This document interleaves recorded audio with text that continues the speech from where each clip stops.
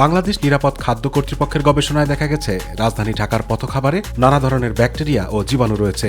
ছোলামুড়ি, চটপটি, sandwich, আখের রস, aloe vera juice, mixed সালাদে মাত্রাতিরিক্ত ইকোলাই, ভিব্রিও এসপিপি ও সালমেনেলার মতো মানবদেহের জন্য ক্ষতিকর ব্যাকটেরিয়া পাওয়া গেছে। এসব জীবাণু ডায়রিয়া ও পেটের পীড়ার জন্য দায়ী।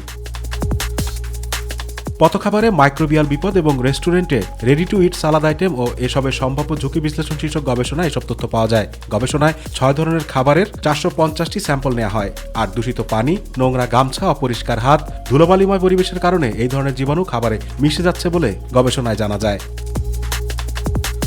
বিক্রেতাদের হাইজেন, স্যানিটেশন ও শিক্ষা সম্পর্কে ধারণা কম থাকায় খাবারে জীবাণু যাচ্ছে।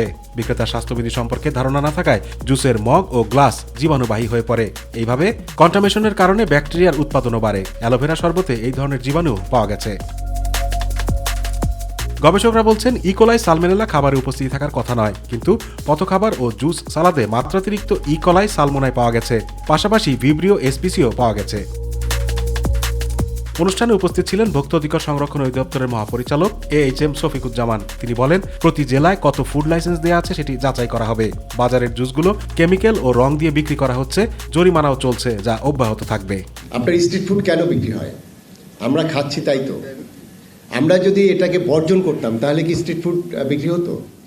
তাহলে প্রথম জায়গাটা কিন্তু আমি কনসাস না, এবং সেই কনসাসনেস তৈরি করার জন্য নিরাপদ খাদ্য কর্তৃপক্ষ আমরা বেস্টে অনেক প্রোগ্রাম করছি। এখন তো কারিকুলামে অন্তর্ভুক্ত করা হয়েছে।